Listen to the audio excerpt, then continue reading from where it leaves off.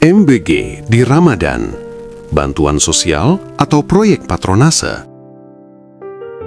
Ramadan adalah bulan menahan lapar, melatih kesabaran, dan membangun empati terhadap mereka yang kekurangan. Namun, ironi muncul ketika di siang hari bulan suci itu, justru negara membagikan makanan secara massal. Perdebatan pun muncul. Ada yang melihatnya sebagai bentuk kepedulian negara, tetapi tidak sedikit yang mempertanyakan apakah ini benar-benar program kesejahteraan rakyat atau sekedar pola lama proyek sosial yang syarat kepentingan politik. Disinilah persoalan menjadi lebih kompleks. Isu MBG bukan sekedar soal makanan di bulan puasa. Ia menyentuh persoalan yang jauh lebih dalam tentang arah kebijakan sosial, tata kelola negara, dan hubungan antara kekuasaan dan kesejahteraan rakyat. Program sosial dan narasi kebaikan. Secara konsep, program bantuan pangan atau makan gratis bukan hal baru dalam kebijakan publik. Di banyak negara, program semacam ini bertujuan mengatasi gizi buruk, meningkatkan kesehatan anak, serta mengurangi kesenjangan sosial. Secara teoritis, kebijakan seperti ini memang memiliki dampak positif jika dirancang dengan baik.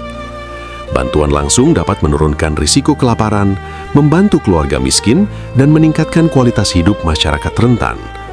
Namun masalahnya, dalam praktik kebijakan sosial di banyak negara berkembang, termasuk Indonesia, program bantuan seringkali menghadapi tantangan yang sama.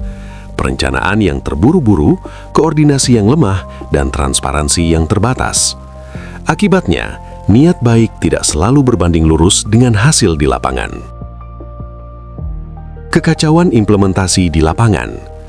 Kritik terhadap program MBG tidak hanya muncul karena waktunya bertepatan dengan Ramadan.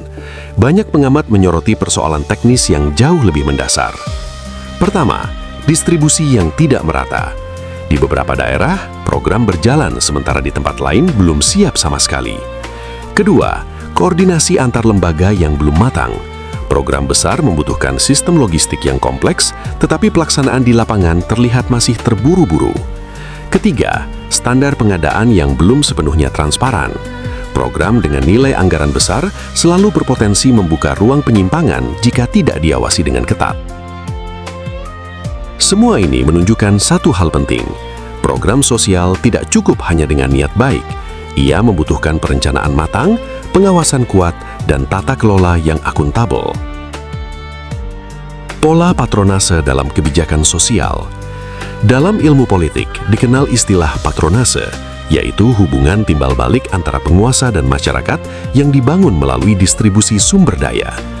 Dalam pola ini, bantuan sosial tidak hanya berfungsi sebagai alat kesejahteraan, tetapi juga sebagai instrumen politik untuk memperkuat legitimasi kekuasaan. Program bantuan besar seringkali menciptakan ketergantungan masyarakat kepada negara.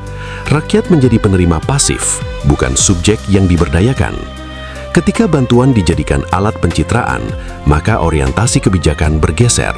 Fokus tidak lagi pada keberlanjutan kesejahteraan, tetapi pada dampak jangka pendek yang terlihat secara politik. Inilah yang membuat banyak pihak mempertanyakan arah kebijakan sosial. Apakah ia benar-benar membangun kemandirian rakyat atau justru memperkuat hubungan patronase? Ramadan dan makna kemandirian sosial. Ramadan memiliki filosofi sosial yang sangat kuat. Puasa tidak hanya melatih kesabaran individu, tetapi juga menumbuhkan solidaritas sosial. Islam mengajarkan bahwa kepedulian terhadap fakir miskin bukan sekedar memberi bantuan sesaat, tetapi membangun sistem yang memungkinkan mereka keluar dari kemiskinan. Zakat, misalnya, tidak hanya bersifat konsumtif, tetapi juga produktif. Tujuannya adalah menciptakan kemandirian ekonomi. Dalam konteks ini, program bantuan yang hanya berorientasi pada distribusi tanpa pemberdayaan berpotensi bertentangan dengan semangat kemandirian yang diajarkan Ramadan.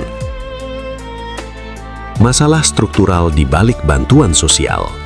Persoalan kesejahteraan tidak dapat diselesaikan hanya dengan bantuan langsung. Akar masalahnya seringkali bersifat struktural. Kemiskinan berkaitan dengan akses pekerjaan, pendidikan, distribusi sumber daya, serta kebijakan ekonomi makro. Jika sistem ekonomi tidak adil, maka bantuan sosial hanya menjadi solusi sementara. Ia mengurangi gejala, tetapi tidak menyelesaikan penyebabnya. Dalam jangka panjang, ketergantungan pada bantuan justru dapat melemahkan daya saing masyarakat. Kesejahteraan, bantuan, atau sistem. Negara yang berhasil membangun kesejahteraan biasanya tidak hanya mengandalkan bantuan langsung. Mereka fokus pada pembangunan sistem yang menciptakan kesempatan kerja, distribusi ekonomi yang adil, serta akses pendidikan yang merata. Dalam sistem seperti ini, bantuan sosial berfungsi sebagai jaring pengaman, bukan sebagai solusi utama. Sebaliknya, ketika bantuan menjadi instrumen utama kebijakan sosial, hal itu sering menunjukkan bahwa sistem ekonomi belum mampu memberikan kesejahteraan secara struktural. Pelajaran dari kontroversi MBG. Kasus MBG di bulan Ramadan memberikan pelajaran penting bagi tata kelola kebijakan publik. Pertama, kebijakan sosial harus dirancang secara sensitif terhadap konteks budaya dan religius masyarakat. Kedua, transparansi dan akuntabilitas adalah syarat mutlak dalam program dengan anggaran besar. Ketiga, tujuan utama kebijakan sosial haruslah kemandirian rakyat, bukan sekedar distribusi bantuan. Program bantuan sosial selalu memiliki dua wajah. Ia bisa menjadi alat kesejahteraan yang mulia, tetapi juga berpotensi menjadi instrumen patronase kekuasaan. Kontroversi MBG di bulan Ramadan menunjukkan bahwa niat baik tidak cukup. Yang dibutuhkan adalah sistem kebijakan yang matang, transparan, dan berorientasi pada pemberdayaan.